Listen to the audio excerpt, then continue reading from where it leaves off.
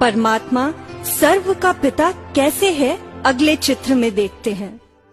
निराकार परमात्मा का स्मृति चिन्ह ज्योतिर्लिंग के रूप में भारत के कोने कोने में पूजा जाता है। रावण पर युद्ध करने से पूर्व श्री राम ने परमात्मा से शक्ति प्राप्त की।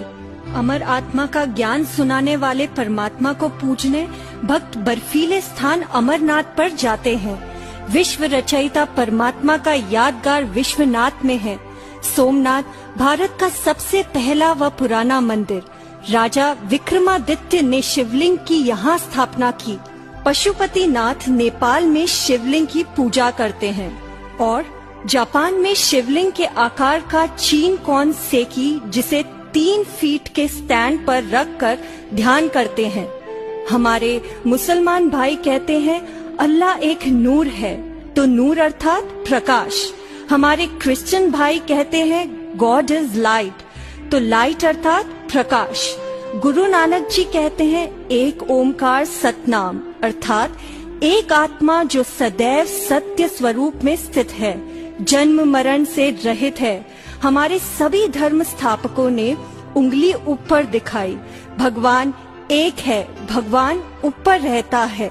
निराकार परमात्मा कैसे सुख शांति का वर्षा देते हैं, अगले चित्र में दिखाते हैं। परमात्मा का स्मृति चिन्ह शिवलिंग पर 3 लकीरें की जाती हैं। यह परमात्मा के 3 दिव्य कर्तव्य का प्रतीक है। निराकार परमात्मा मनुष्य सृष्टि के साकार तन ब्रह्मा के द्वारा सद्गुणों की स्थापना करते हैं, जिससे यह संसार नवयुग सतयुग बन सकता है। परमात्मा हम बच्चों को विष्णु अर्थात देवी देवता बनने का लक्ष्य देते हैं। अच्छे संस्कारों की पालना से हम इस लक्ष्य को प्राप्त कर सकते हैं, जिसके लिए भगवान ज्ञान योग सिखाते हैं। मन वचन कर्म की पवित्रता के अलंकारों से सजाते हैं। शंकर की तरह तपस्वी अर्थात अच्छे विचारों की दृढ़ता से हमें अंदर छुपे बुराइयों को खत्म करने की शक्ति सर्वशक्तिवान परमात्मा से प्राप्त होती है। इन्हीं 3 कर्तव्यों के कारण परमात्मा को गॉड कहते हैं, अर्थात जनरेटर, ऑपरेटर, डिस्ट्रॉयर। निराकार परमात्मा और शंकर में क्या अंतर है, आगे देखेंगे।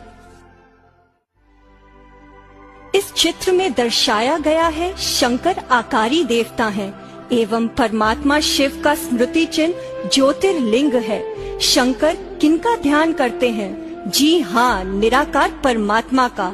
इसलिए हम कहते हैं शिवरात्रि,